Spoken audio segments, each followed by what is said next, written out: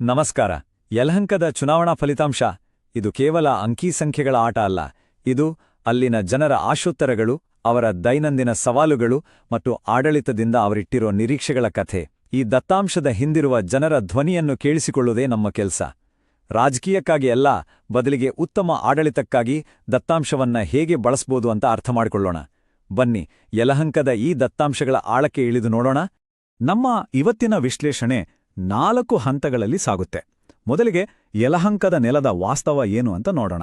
ಆಮೇಲೆ ಚುನಾವಣೆಯ ಸಂಖ್ಯೆಗಳು ನಮ್ಗೆ ಏನ್ ಹೇಳ್ತಿವೆ ಅಂತ ಅರ್ಥ ಮಾಡ್ಕೊಳ್ಳೋಣ. ನಂತರ ಆ ಫಲಿತಾಂಶದ ಹಿಂದಿನ ಕಾರಣಗಳನ್ನು ಹುಡುಕಿ ಕೊನೆಗೆ ಮುಂದಿನ ದಾರಿ ಹೇಗಿರಬೇಕು ಅನ್ನೋ ಒಂದು ನೀಲಿನಕ್ಷೆಯ ಬಗ್ಗೆ ಚರ್ಚಿಸೋಣ. ಯಲಹಂಕ ಅಂದ್ರೆ ಬೆಂಗಳೂರಿನ ಒಂದು ವೇಗವಾಗಿ ಬೆಳೆಯುತ್ತಿರುವ ಮುಖ. 91% ನಗರೀಕರಣ ಆಗಿದ್ರೂ ಇಲ್ಲಿನ ವಾತಾವರಣದಲ್ಲಿ ವಿರೋಧಾಭಾಸಗಳು ತುಂಬಿವೆ. ಅಂದ್ರೆ ಒಂದು ಕಡೆ ದೊಡ್ಡ ದೊಡ್ಡ ಅಪಾರ್ಟ್ಮೆಂಟ್ಗಳು, ಮತ್ತೊಂದು ಕಡೆ ಇವತ್ತಿಗೂ ಟ್ಯಾಂಕರ್ ನೀರಿನ ಮೇಲೆ ಅವಲಂಬಿತವಾಗಿರೋ ಬಡಾವಣೆಗಳು. ಈ 2 ಚಿತ್ರಣಗಳ ನಡುವೆ ಇಲ್ಲಿನ ಜನರ ನಿಜವಾದ ಸಮಸ್ಯೆಗಳೇನು, ಅವರ ನಿರೀಕ್ಷೆಗಳೇನು? ಯಲಹಂಕದ ಸಾಮಾಜಿಕ ಚಿತ್ರಣವನ್ನ ನೋಡಿದ್ರೆ ಇದು ಬೆಂಗಳೂರಿನ ಒಂದು ಸಣ್ಣ ಪ್ರತಿರೂಪದಂತೆ ಕಾಣುತ್ತೆ. ಇಲ್ಲಿ 80% ಹಿಂದೂಗಳಿದ್ದಾರೆ, 13% ಮುಸ್ಲಿಮರಿದ್ದಾರೆ, ಮತ್ತೆ 5% ಕ್ರಿಶ್ಚಿಯನ್ನರಿದ್ದಾರೆ. ಪ್ರಬಲ ಸಮುದಾಯಗಳ ಜೊತೆಗೆ ಬೇರೆ ಬೇರೆ ವರ್ಗದ ಜನರು ಇಲ್ಲಿದ್ದಾರೆ. ಇವು ಕೇವಲ ಅಂಕಿಸಂಖ್ಯೆಗಳಲ್ಲ ಅಲ್ವಾ. ಪ್ರತಿಯೊಂದು ಸಮುದಾಯಕ್ಕೂ ತನ್ನದೇ ಆದ ಆಕಾಂಕ್ಷೆಗಳಿರ್ತವೆ, ತನ್ನದೇ ಆದ ಆದ್ಯತೆಗಳಿರ್ತವೆ. ಮತದಾರರ ಅಸಮಾಧಾನ ಯಾಕೆ ಬರುತ್ತೆ? ಅದನ್ನ ಅಳಿಯೋಕ್ಕೆ ಒಂದು ಸರಳವಾದ ವಿಧಾನವಿದೆ. ಅದನ್ನೇ ನಾವು ಅಭಿವೃದ್ಧಿ ಅಂತರ ಅಂತ ಕರಿತೀವಿ. ಅಂದ್ರೆ ಕೊಟ್ಟ ಮಾತಿಗೂ ನೆಲದ ಮೇಲಿನ ವಾಸ್ತವಕ್ಕೂ ಇರೋ ಅಂತರ. ಈ ಗ್ಯಾಪ್ ಜಾಸ್ತಿ ಆದ ಹಾಗೆ ಜನರ ಕೋಪವೂ ಜಾಸ್ತಿ ಆಗುತ್ತೆ. ಉದಾಹರಣೆಗೆ, ಚರಂಡಿ ಸರಿ ಮಾಡ್ತೀವಿ ಅಂತ ಹೇಳಿ ಮಾಡದೇ ಇದ್ದಾಗ ಮಳೆ ಬಂದಾಗ ಜನರ ಮನೆಗೆ ನೀರು ನುಗ್ಗುತ್ತೆ. ಆ ನೋವೇ ಈ ಅಂತರದ ಫಲ. ನೋಡಿ, ಈ ಅಭಿವೃದ್ಧಿ ಅಂತರ ಅನ್ನೋದು ಬರೀ ಒಂದು ಪದವಲ್ಲ, ಅದು ಜನರ ದಿನನಿತ್ಯದ ಬದುಕು. 2022ರಲ್ಲಿ ಬಂದ ಪ್ರವಾಹ, ಇವತ್ತಿಗೂ ಟ್ಯಾಂಕರ್ ನೀರನ್ನೇ ನಂಬ್ಕೊಂಡಿರೋ ಜನ, ಕೆಲ್ಸಕ್ಕೋಸ್ಕರ ಗಂಟೆಗಟ್ಟಲೆ ಟ್ರಾಫಿಕ್ನಲ್ಲಿ ಸಿಲುಕಿಕೊಳ್ಳೋ ಯುವಕರು, ಇವೆಲ್ಲವೂ ಆ ಅಂತರದ ನೋವಿನ ಕಥೆಗರು. ಪ್ರತಿಯೊಬ್ಬ ನಾಗರಿಕನ ಘನತೆಯನ್ನ ಗೌರವಿಸೋದು ಸಂವಿಧಾನದ ಮೂಲ ಆಶಯ. ದೂರುಗಳನ್ನ ಕೇವಲ ದೂರುಗಳಾಗಿ ನೋಡದೆ ತಿಳುವಳಿಕೆಯುಳ್ಳ ಸಾರ್ವಜನಿಕ ಸಂವಾದಕ್ಕೆ ದಾರಿಯನ್ನಾಗಿ ಮಾಡೋದು ಜವಾಬ್ದಾರಿಯುತ ಆಡಳಿತದ ಲಕ್ಷಣ. ಕ್ಷೇತ್ರದಲ್ಲಿ ಇಷ್ಟೆಲ್ಲಾ ಸಮಸ್ಯೆಗಳು ಇರೋವಾಗ ಚುನಾವಣಾ ಫಲಿತಾಂಶ ಜನಾದೇಶವನ್ನು ಹೇಗೆ ಪ್ರತಿಬಿಂಬಿಸಿದೆ? ಹಾಲಿ ಶಾಸಕರಿಗೆ ಇಷ್ಟು ದೊಡ್ಡ ಮಟ್ಟದ ಗೆಲುವು ಸಿಕ್ಕಿದ್ದು ಹೇಗೆ? ಈ ರಾಜಕೀಯ ಒಗಟನ್ನು ಬಿಡಿಸೋಕೆ ನಾವು ಈಗ ಸಂಖ್ಯೆಗಳನ್ನೇ ಪ್ರಶ್ನೆ ಮಾಡಬೇಕು. ಕೆಲವೊಮ್ಮೆ ಉತ್ತರ ಗೆಲುವಿನ ಅಂತರದ ಹಿಂದಿನ ಮತಗಳ ಹಂಚಿಕೆಯಲ್ಲಿ ಅಡಗಿರುತ್ತೆ.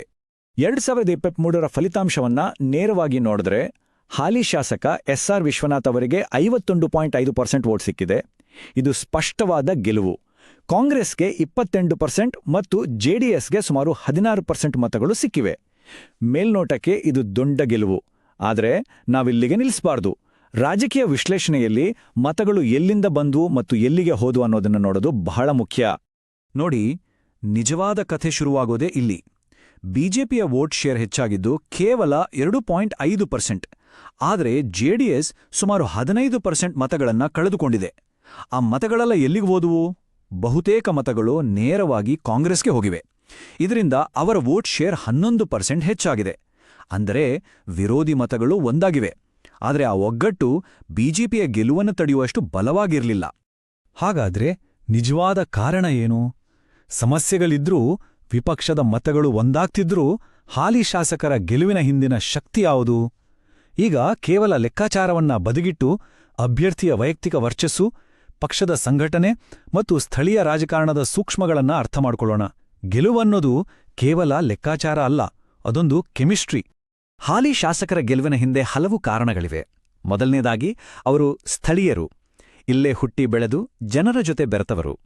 ಎರಡನೆಯದಾಗಿ, 2008ರಿಂದ ಸತತವಾಗಿ ಗೆಲ್ತಾ ಬಂದಿದ್ದಾರೆ. ಇದರ ಜೊತೆಗೆ ಪಕ್ಷ ಮತ್ತು ಸಂಘಟನೆಯ ಬಲವಾದ ಜಾಲವೂ ಇದೆ. ನಮ್ಮ ವಿಶ್ಲೇಷಣೆಯ ಪ್ರಕಾರ ಅವರ ಉಳಿಸಿಕೊಳ್ಳುವಿಕೆ ಅಂಕ 85/100 ಇದೆ. ಅಂದ್ರೆ ಪಕ್ಷದ ದೃಷ್ಟಿಯಿಂದ ಇವರು ಒಬ್ಬ ಸೇಫ್ ಕ್ಯಾಂಡಿಡೇಟ್. ಜನರ ಜೊತೆಗಿನ ಈ ನೇರ ಸಂಪರ್ಕ ಅಭಿವೃದ್ಧಿಯ ಅಸಮಾಧಾನವನ್ನು ಸ್ವಲ್ಪ ಮಟ್ಟಿಗೆ ಕಡಿಮೆ ಮಾಡಿದೆ. ಆದ್ರೆ ಕಥೆಯ ಇನ್ನೊಂದು ಭಾಗನೂ ಇದೆ. ಏರ್ಪೋರ್ಟ್ ರಸ್ತೆಯ ಫ್ಲೈಓವರ್ಗಳ ಕಾಮಗಾರಿ ಅರ್ಧಕ್ಕೆ ನಿಂತಿದೆ, ಒಳಚರಂಡಿ ಯೋಜನೆಗಳು ವಿಳಂಬವಾಗಿವೆ. ಇವೆಲ್ಲ ಜನರ ಕಣ್ಣಿಗೆ ಕಾಣ್ತಾ ಇದೆ. ಇದರಿಂದ ಭರವಸೆಗಳು ಕೇವಲ ಕಾಗದದ ಮೇಲೆ ಉಳಿದಿವೆ ಅನ್ನೋ ಭಾವನೆ ಜನರಲ್ಲಿ ಬಲವಾಗಿದೆ. ಈ ಹತಾಶೆಯೇ ವಿರೋಧ ಪಕ್ಷದ ಮತಗಳು ಒಂದಾಗೋಕೆ ಮುಖ್ಯ ಕಾರಣ. ಈ ಅಸಮಾಧಾನದ ಹಿಂದೆ 3 ಪ್ರಮುಖ ಕಾರಣಗಳಿವೆ. ಒಂದು, ಕಲ್ಯಾಣ ಆಯಾಸ. ಜನರಿಗೆ ಈಗ ಬರೀ ಉಚಿತ ಭಾಗ್ಯಗಳು ಸಾಕಾಗ್ತಿಲ್ಲ. ಬದಲಾಗಿ ಸ್ವಾಭಿಮಾನದಿಂದ ಬದುಕಲು ಬೇಕಾದ ಒಳ್ಳೆಯ ಉದ್ಯೋಗಗಳು ಬೇಕು. 2, ನಾವೀಗಾಗಲೇ ಚರ್ಚೆ ಮಾಡಿದ ಅಭಿವೃದ್ಧಿ ಅಂತರ. ಮತ್ತು 3ನೇಯದು, ಯುವಕರನ್ನು ಕಾಡುತ್ತಿರುವ ಉದ್ಯೋಗದ ಕೊರತೆ. ನೋಡಿ, ಇಡೀ ಕ್ಷೇತ್ರಕ್ಕೆ ಒಂದೇ ಸಮಸ್ಯೆ ಅಂತ ಹೇಳೋಕ್ಕಾಗಲ್ಲ. ಪ್ರತಿಯೊಂದು ವಾರ್ಡ್ನ ಕತೆ ಬೇರೆ ಬೇರೆ. ಸ್ಯಾಟಲೈಟ್ ಟೌನ್ನಂತಹ ನಗರ ಪ್ರದೇಶಗಳಲ್ಲಿ ಟ್ರಾಫಿಕ್ ಜಾಮ್ ದೊಡ್ಡ ಸಮಸ್ಯೆ. ಆದರೆ ಚೌಡೇಶ್ವರಿಯಂತಹ ಗ್ರಾಮೀಣ ಅಂಚಿನ ವಾರ್ಡ್ಗಳಲ್ಲಿ ಚರಂಡಿ ಕಟ್ಕೊಂಡು ಪ್ರವಾಹ ಬರೋದೇ ಚಿಂತೆ. ಇನ್ನು ಸೋಮೇಶ್ವರದಂತಹ ಹೊಸ ಲೇಔಟ್ಗಳಲ್ಲಿ ನೀರು ಮತ್ತು ಕರೆಂಟ್ ಸಮಸ್ಯೆ. ನಿಜವಾದ ಆಡಳಿತ ಅಂದ್ರೆ ಹೀಗೆ ಪ್ರತಿಯೊಂದು ಪ್ರದೇಶದ ನಿರ್ದಿಷ್ಟ ಸಮಸ್ಯೆಗೆ ಪರಿಹಾರ ಕೊಡೋದು. ಸರಿ, ಇಲ್ಲಿಯವರೆಗೂ ನಾವು ಸಮಸ್ಯೆಯನ್ನ ವಿಶ್ಲೇಷಣೆ ಮಾಡಿದ್ವಿ. ಈಗ ಪರಿಹಾರದ ಬಗ್ಗೆ ಮಾತಾಡೋಣ. ಈ ಎಲ್ಲಾ ದತ್ತಾಂಶಗಳನ್ನ ಇಟ್ಕೊಂಡು ಯಲಹಂಕದ ಜನರ ಬದುಕನ್ನು ಉತ್ತಮಪಡಿಸೋಕೆ ಒಂದು ಸ್ಪಷ್ಟವಾದ, ಜಾರಿಗೆ ತರಬಹುದಾದ ನೀಲಿನಕ್ಷೆಯನ್ನ ಹೇಗೆ ರೂಪಿಸಬಹುದು? ಯಾಕಂದ್ರೆ ಆಡಳಿತ ಅನ್ನೋದು ಕೇವಲ ಅಧಿಕಾರ ಅಲ್ಲ, ಅದೊಂದು ದೊಡ್ಡ ಜವಾಬ್ದಾರಿ. ಹಾಗಾದ್ರೆ ಪರಿಹಾರ ಏನು? ಇಲ್ಲಿ ನೋಡಿ, ಒಂದು 3 ಹಂತದ ಆಕ್ಷನ್ ಪ್ಲಾನ್. ಮೊದಲು, ಮೂಲಸೌಕರ್ಯ.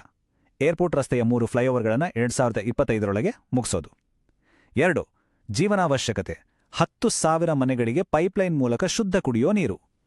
3, ಯುವಕರ ಭವಿಷ್ಯ. ಸ್ಥಳೀಯವಾಗಿ ಸುಮಾರು 500 ಉದ್ಯೋಗ ಸೃಷ್ಟಿಸುವಂಥ ಒಂದು ಸ್ಕಿಲ್ ಸೆಂಟರ್. ಇವು ಕೇವಲ ಭರವಸೆಗಳಲ್ಲ, ಇವು ಅಳಿಯಬಹುದಾದ ಕಾಲಮಿತಿಯ ಗುರಿಗಳು. ಈ ಯೋಜನೆಗಳನ್ನು ಜಾರಿಗೊಳಿಸುವಾಗ ಜನರ ವೈಯಕ್ತಿಕ ಮಾಹಿತಿಯ ಗೌಪ್ಯತೆಯನ್ನು ಕಾಪಾಡುವುದು ಬಹಳ ಮುಖ್ಯ.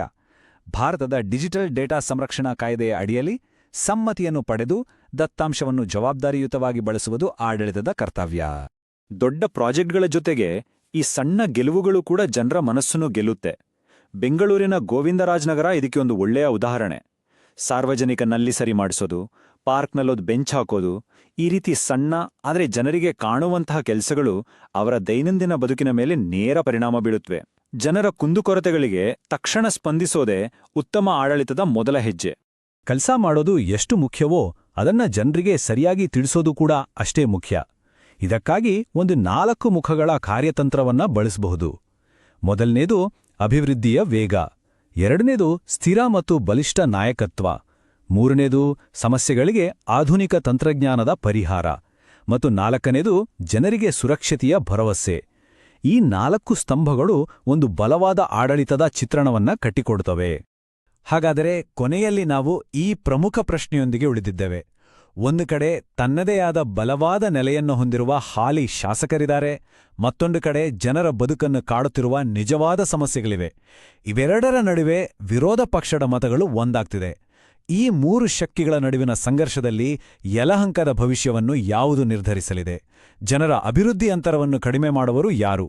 ಈ ಪ್ರಶ್ನೆಗೆ ಉತ್ತರವನ್ನು ಮುಂದಿನ ದಿನಗಳಲ್ಲಿ ಮತದಾರರೇ ನೀಡಲಿದ್ದಾರೆ.